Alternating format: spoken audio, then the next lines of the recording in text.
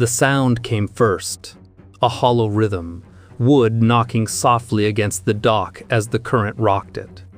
Beneath that, another sound, faint and human, the shallow gasp of someone trying not to breathe too loud, too fast.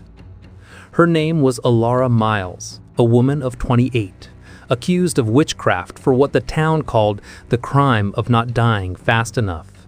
They said she poisoned her husband. They said she used the black water to keep herself young. But what they never said aloud, what hung like smoke over the gathered crowd, was that she had refused the pastor's touch, refused the way his eyes lingered when she came to market, refused to stay silent when the wrong man's wife grew ill. Tonight, they would test her innocence. They called it the water box, a simple term, they said, for a simple judgment, a wooden chamber built just wide enough for a woman's body to fit inside, lined with metal clasps, sealed with pitch, and drilled through with 3 breathing holes, each the size of a fingertip. The holes were a mercy, a gesture that allowed the mob to pretend they were merciful. The ritual was older than anyone admitted. Officially, it was meant to divine purity. Unofficially, it was a stage play for fear, and the lead role always belonged to a woman. As they strapped her arms and legs, Alara whispered to the guard beside her. No one heard the words, but everyone heard the sound of the straps tightening, leather on wood, cloth scraping skin. That sound, scratch, scrape, pull, was the same one every town knew. The sound that meant a verdict was coming. The box was lowered slowly, its weight groaning against the ropes. Children were told to look away, but they didn't. Alara was calm at first. The river water lapped at the base and climbed inch by inch as the box disappeared below the surface. She pressed her face to one of the holes, eyes wide, breath shallow. The crowd murmured, some prayed, others leaned closer, waiting for the moment they could claim divine proof. Inside, she could hear everything, every word, every rustle of cloth, every heartbeat that wasn't her own. But the sound she couldn't escape, the one that would follow her to the end, was the soft scratch of her sleeve against the inner wall. A desperate, rhythmic motion. Not pounding, not pleading, just scratching, a human sound made by someone trying to remember what breathing feels like. They said if she survived, it meant she was protected by spirits. But if she inhaled the river, if she panicked, then the truth was revealed. The lie would rise with the bubbles, and her body would tell them what her voice couldn't. The crowd waited. Minutes stretched. The rope swayed. The pastor whispered to the sheriff that the water was still too calm. He said evil resists the clean. Give her time. Alara's mother stood near the back, clutching a rosary with both hands. The beads had long since cracked for overuse.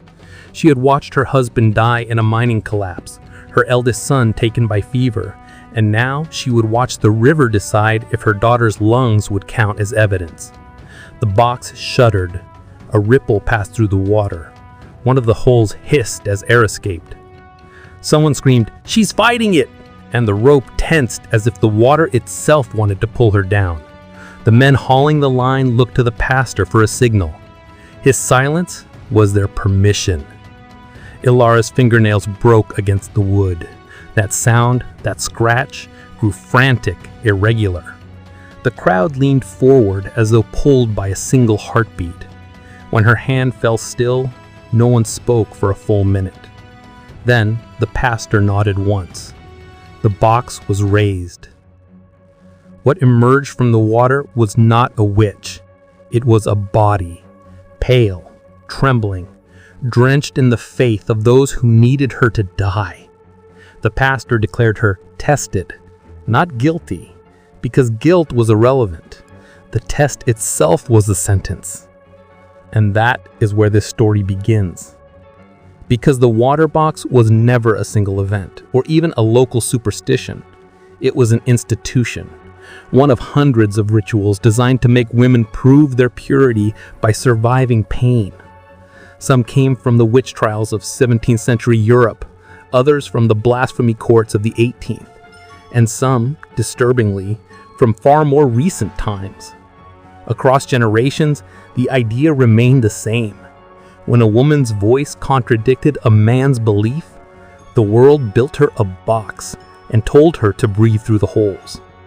Tonight, we open that box.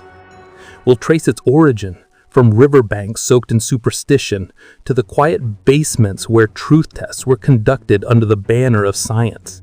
We'll meet the victims whose stories never left the archives, and we'll confront the terrible paradox that kept this ritual alive for centuries, that survival was seen not as innocence, but proof of a pact with evil. And if you've already felt that cold pressure in your chest, that slow tightening that comes when a story feels too real, stay with us, because what you are about to hear is not folklore. It's history that was drowned, buried, and sealed away until now. The water waits, the box creaks, and the scratch of cloth begins again. The water box was not born from madness alone. It was born from order. That's what makes it terrifying. Records from the Norfolk Assizes of 1621 mention the drowning test of the sealed chest, a wooden confinement device used to expose those who commune with spirits. Similar instruments appeared in the Rhine provinces, in the Swedish witch hearings, even in the rural marsh courts of Northumberland. Each described a near identical method: confinement, submersion, and observation. And always, the accused was a woman whose truth contradicted someone else's comfort. The reasoning was dressed in theology. Water is pure, they said. It rejects impurity. But beneath the scripture, it was something colder, a control mechanism dressed as divine revelation. The water box was a performance, and the audience wasn't watching for justice. They were watching for reassurance. The mechanism itself was deceptively simple. A coffin-sized box of oiled oak, sealed tight except for 3 drilled apertures, 2 at head height, 1 near the feet. Inside, the floor was slightly angled, forcing the victim's body to shift as water seeped through the seams. Ropes ran through iron eyelets so that the box could be lowered by hand, slow enough for everyone to watch the gradual descent. The smell of pitch, the river mud, the sweat of the men hauling the line, all of it fused into a scent that haunted entire villages. When the box touched water, it changed tone, a deep thunk that echoed through the dockyard, the first sound of submersion. And in that sound, the crowd heard both judgment and entertainment. Inside, there was no room to move. The condemned could feel her own breath bounce back against her face, hot and sour through the narrow holes. The air grew heavier by the minute. Each inhale drew moisture into the lungs. Each exhale used up what little oxygen remained. The scratch of cloth against the wood, that sound again, was the only proof of life. The witnesses waited for it to stop, because when it stopped, their world made sense again. The ritual was codified through clerical handbooks and moral tribunals. In some towns, a confession could spare the drowning. In others, the confession had to be confirmed by the test itself. Either way, innocence was not the goal. Obedience was. A woman accused of poisoning her husband was offered the mercy of the box if she refused to admit guilt. A midwife suspected of witchly whispers was told the box could reveal whether her healing touch came from heaven or hell. If she survived, she was ostracized. If she drowned, she was praised for her purity. The real crime wasn't witchcraft or deceit. It was defiance, a refusal to let one's fear become submission. Every society, at every level, found its version of the box. The clergy said it purified. The judges said it verified. The crowd They just wanted to see what fear looked like when trapped in wood and water. Historians today debate the legitimacy of these tests, whether they were exaggerated by later moral reformers. But fragments exist that erased out. Parish records, private letters, one from 1712 reads, "She lasted 8 minutes, then the air gave out. The box shook once as though by hand. When opened, her eyes were red as river clay. We declared the Lord's judgment complete." 8 minutes. Imagine it. 8 minutes of muffled air. The smell of your own damp sleeve. The silence between heartbeats as the world narrows to one sound. That scratch. It was not only a punishment. It was a tool of indoctrination to make witnesses complicit. Young boys were told to help coil the ropes. Wives were told to watch so they might learn righteousness. Children were told that witches cannot drown. The ritual rewired their empathy into obedience. And as the water rose, it purified something, not the accused, but the system itself. Every submersion washed away doubt. Every drowning reset the balance of power. By the 18th century, European Enlightenment thinkers began to call these tests primitive theatrics. Yet even as science replaced superstition, the mindset persisted. The water box evolved from rivers to laboratories, from superstition to truth verification. The setting changed, but the logic didn't. A woman questioned in 1893 about her employer's death was placed in a sealed chamber as part of an experimental oxygen deprivation study. The researchers called it experimental. She called it penance. When asked afterward how she felt, she answered, "It was like drowning without water." Different century, same control. That's the thread from river rituals to modern experiments, the same choreography of submission. The sound that connects them, that scratch of cloth still echoing between the centuries, reminding us that cruelty is rarely impulsive. It's designed, polished, administered with paperwork and prayers. And those who designed it, the priests, judges, physicians, weren't monsters in their own eyes. They were architects of safety. They believed that order depended on visible suffering, that fear was a currency of obedience. So when we look back and ask, how could they? The real answer is chilling, because they already had, and many times since. Every age finds its own way to build the box. Sometimes it's made of wood and iron, sometimes of questions and silence. But always, it breathes. Always, it waits. The rope lowers, the water rises, and the air thins, not for the guilty, but for those who dare to say no. And when the world listens close enough, even now, you can still hear it beneath the surface. The scratch of cloth, steady and human, asking one question. How much proof do you need before you stop calling cruelty a test? When the first water boxes began to disappear from public squares, it wasn't because conscience had returned. It was because efficiency had. By the early 1800s, the age of tests evolved into the age of corrections. Women were no longer drowned for heresy, but confined for hysteria. The box became a room. The ropes became locks. The ritual became bureaucracy. The language softened, but the cruelty didn't fade. It adapted. The state no longer needed the river to silence its dissidents. It had a paper, signatures, and men who called themselves doctors. In the records of St. Arbeth's Sanitarium, a name whispered more than spoken, one entry stands out. April 3rd, 1829. Quote, Subject 14, female, age 24. Symptoms of delusion and verbal opposition. Treatment, water deprivation chamber, monitored for calmness response.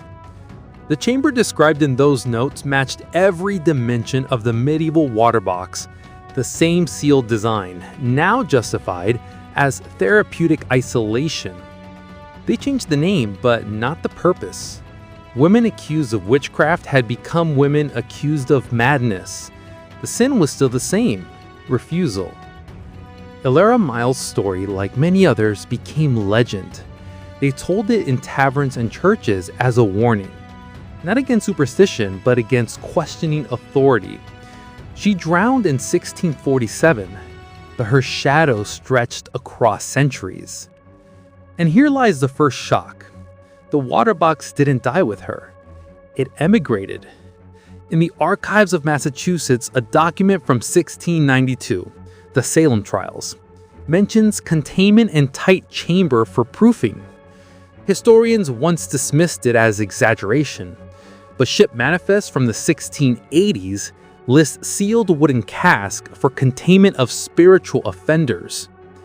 The same carpenters who built wine barrels for export were commissioned by colonial courts for moral enclosures. The design survived the voyage. The fear did too. And fear spreads easily, especially when baptized in righteousness. By the 19th century, scientific inquiry replaced divine accusation. Yet the methods of humiliation remained. Water, confinement, deprivation, all reframed as moral testing. In France, asylums use hydrotherapy restraint. In Prussia, the calming box. In Britain, the immersion cure. Every version carried that same echo: the scratch of cheap cloth, the breath caught between wood and water. The cruelty had become sophisticated, invisible, and therefore untouchable. But there were those who fought it. Women began documenting their own trials, using the same pen that condemned them. Letters smuggled from sanitariums, diaries etched with hairpins into doorframes. A page found in the ruins of St. Arbuthnot's Sanitarium reads, "They say the box quiets us. It only teaches us to listen. The sound of our sleeves against the wall becomes prayer. They cannot drown prayer." These fragments, scraps of defiance, are what kept the truth from vanishing completely. In 1911, a nurse named Margaret Ellenson published a small pamphlet called The Water Test Revisited. She described the method in exact detail, comparing the physical sensation of the drowning chamber to the female condition itself: suffocation masquerading as purification. The church banned the text within a week, but copies circulated through underground women's societies for years. And in those secret pages is where the second, more terrible shock emerges. The water box was used again, not as torture, but as entertainment. In 1923, a carnival act toured Eastern Europe called The Breath of the Witch. A woman, often local, often desperate, would climb into a transparent glass tank modeled after the old wooden boxes. She would be sealed inside and lowered into water for as long as purity permitted. Audiences clapped. Coins were tossed. The descendants of those who once judged witches now paid to watch them, quote, survive. And that, perhaps, was the cruelest transformation of all. What began as punishment became spectacle. The crowd had changed clothes, but not hearts. Even now, as we peel back these layers of history, that same hunger to test, to watch, to judge lingers beneath modern rituals. We've traded rivers for algorithms, pastors for pundits, trials for trending hashtags, but the psychology is identical. A woman speaks too sharply, a dissident refuses a script, and the box appears again, unseen, airtight, waiting to be filled with noise and accusation. And the sound? Still there. That scratch of cloth, echoing through comment sections, courtrooms, history books. A reminder that every system built on humiliation eventually rebuilt itself with new materials. The unpredictable shock in this story is not the survival of the water box. It's how willingly humanity kept rebuilding it. Each generation pretending they discovered justice while replaying cruelty's same choreography. The medieval priestess tested her purity. The Victorian doctor tested her sanity. The modern world tests her credibility. Different centuries, same Browning.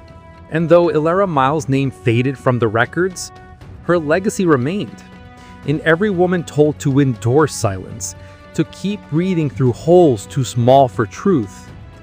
One surviving report from her village mentioned something the pastor never wrote down. When the box was opened, they found faint letters scratched in the inside wall. Only a few, jagged and uneven. Still here. 2 words that outlived every sermon, every rope, every witness. That's the echo, the rebellion that refused to die. And as history moved forward, every new system of control learned the same lesson. You can drown a body, but not a story. You can muffle a scream, but not the scratch of cloth that carries it through time. It's faint, but still there, beneath the surface of every arrow that mistakes cruelty for order. But the water is rising again. And then the next part of this story, we'll wade into the final depths, where the past and present meet, where the same tests continue in silence, and where the ghosts of the drowned begin to speak back. The river is gone now. The wooden box rotted into the earth centuries ago.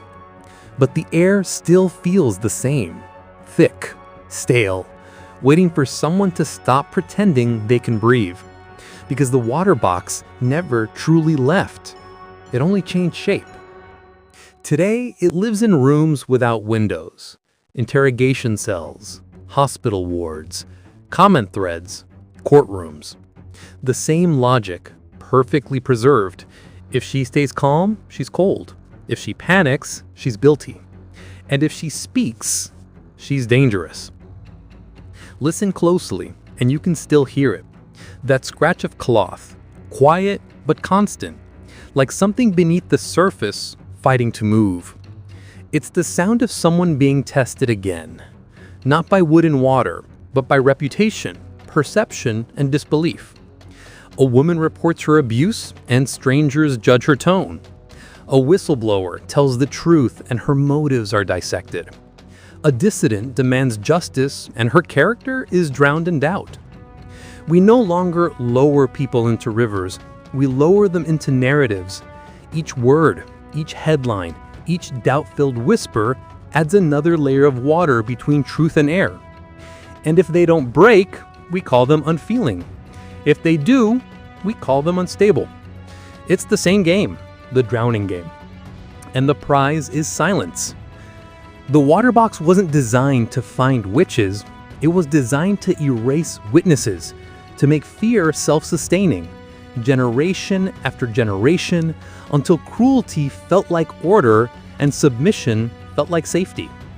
That's the final horror. It worked. The church refined it, the courts legalized it, the scientists sanitized it, and the culture inherited it. Centuries later, the echo of that box still dictates how society measures guilt. We still call endurance proof. We still call obedience peace. And we still flinch when someone reminds us that history doesn't repeat, it adapts. There's a particular irony buried here, almost poetic in its cruelty. The same civilization that drowned women to test the truth now drowns itself in data to avoid it. Screens flood our senses with images of suffering, real, curated, packaged, and yet the collective instinct remains the same. Watch, judge, move on. The audience is eternal. The ritual endures.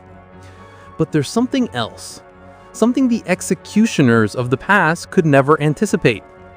Every story told, every record uncovered, every whisper preserved in archives, it unseals another box. And in that opening, history breathes again. That faint scratch of cloth you've heard through this story, That's not just a memory, it's a pulse. It belongs to every voice history tried to muffle.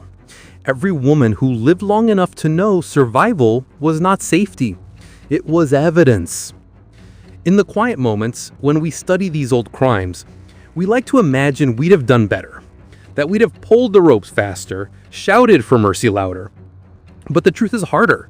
The real box is built from indifference. Every time we look away, it fills with air again. The test continues disguised as progress. The water rises in subtle ways, in pay gaps, in credibility tests, and how easily we doubt paying that doesn't look polite. It rises in the way the world still tells women to prove what they already survived. But history has one weakness: memory. Because memory leaks. It drips. Through wood, through centuries, through silence. It stains. That's why the story of Alara Miles still matters. Not because she was extraordinary, but because she was ordinary. And ordinary cruelty is the most dangerous kind. Every age will invent its own box, but every age will also produce someone willing to name it. That's where you come in. If you're still here, still listening through the dark, you are already part of that resistance. Every story you remember, every injustice you refuse to normalize weakens the box's grip. That's why Crimson Archive exists. Not to shock, but to remember. Because history is not the past, it's the pattern. And if we don't see the pattern, we become it. So when you leave this story, don't let it fade. Look for the boxes around you, the quiet ones, the polite ones, the invisible ones. And when you find them, listen closely. You'll hear it. That same steady human sound. Scratch. A breath taken through fear. A life insisting on existing. A reminder that truth, once submerged, will always rise. This is Crimson Archive. If you believe stories like this should never be forgotten, stay with us. Subscribe, share, speak, because the river never forgets. But neither do we.